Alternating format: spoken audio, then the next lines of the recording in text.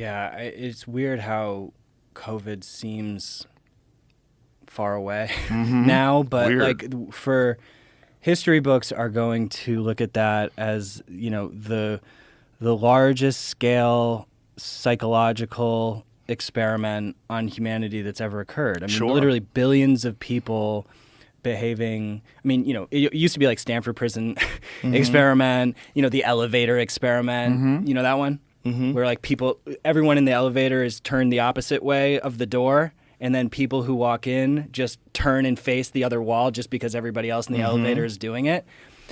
I mean, billions of people doing that type of behavior now. Yeah, it's a problem with human beings that we're tribal, and we want the respect and the acceptance of our tribe.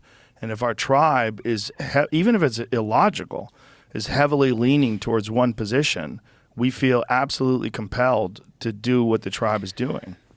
And we support each other. We talk about it. We discuss it. And we find rationalizations. It's hard, though, because you can't know everything, and you want to be able to trust experts and like defer to scientific consensus, which isn't even really, shouldn't be a thing. Well, no, it's not even scientific consensus. It's scientific consensus along people that are willing to accept the proposed narrative by these very corrupt organizations, that you could follow a very clear paper trail of money and influence that led them to these decisions.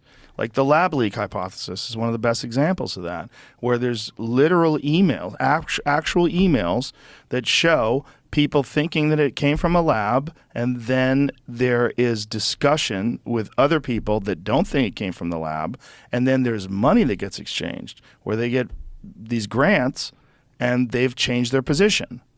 And it's very weird. And no one is discussing it in any mainstream source where they're saying, hey, we've got a real fucking problem with this, and this is the problem, this is how it happened. It takes independent journalists and people that are very brave that get censored, they get removed from YouTube, they get banned from Twitter, and these are the people that came out and had a problem with this. And a lot of them have rock-solid credentials. A lot of them are established doctors and scientists, and they're saying, like, here's the problems, and why aren't we addressing these problems?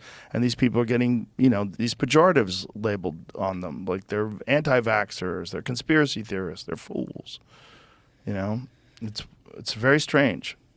But we did watch it.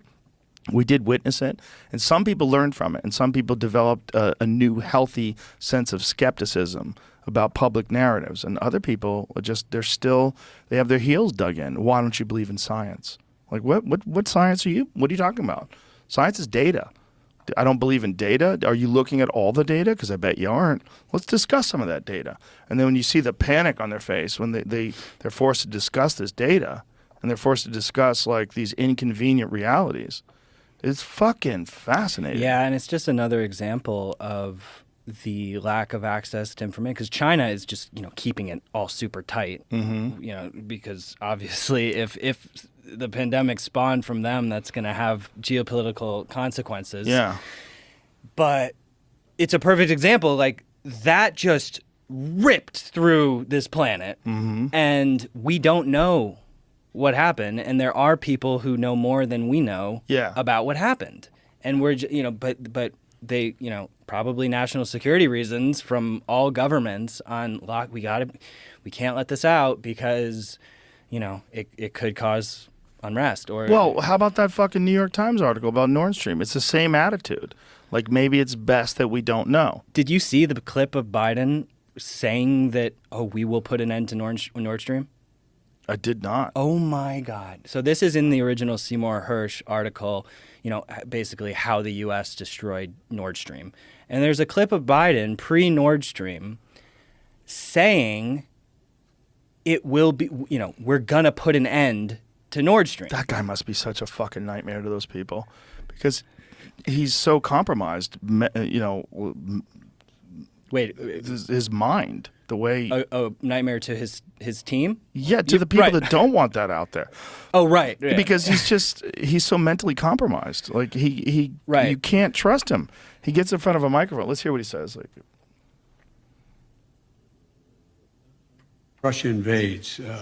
That means tanks or troops crossing the border of Ukraine. again, then there will be no longer a Nord Stream 2. We will bring an end to it. Jesus Christ. How will you do that exactly, since the project and control of the project is within Germany's control? We will, I promise you, we'll be able to do it. Oh my God. What a fucking nightmare he must be. And from the New York Times end of things, like, they're scared. People are scared because that is an act of war. And but it seems like what Seymour Hersh said seems to be true. I mean, he has all the documentation. He knows what happened, when it happened, who did it. Yep. And if he's Seymour Hersh, he's not a fucking moron. He's not just some random person. He's an 80-plus-year-old Pulitzer Prize winning journalist. He's one of the best journalists that's ever existed. Exactly. And for this, I mean,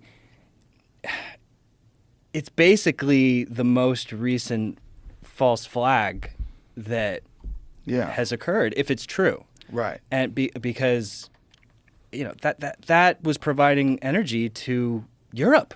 Right. I mean, that had serious effects on how much people were paying for energy. Serious effects. Serious effects. Yeah. So it's scary. Is it completely destroyed? Yeah. So it's no longer providing. Right. That was the second pipeline, I think. Right, there was two. There's another one that still does. Jeez. Then what I heard recently was that Saudi Arabia is buying Russia's oil and then distributing it to Europe. Oh, great. So they bypassed it. Right. Right. Smart of Saudi Arabia. I mean, when you have a president that's saying something like that, and then it actually happens, and he's like, "We don't have anything to do with it." But this is actually one of the things that makes me not believe in aliens, is that unless the current administration is just so in the dark about what is going on our planet, like, I would think that if the government was actually in on this and aware, they wouldn't be going around blowing up pipelines. Like, wouldn't government relationships with aliens mean that, like, they have some semblance of understanding of how to behave? But do you think that that's the level of understanding and information exchange they have, or do you think it's more like chimpanzees in the Congo being aware of researchers watching them? Because I would imagine it's more like that. But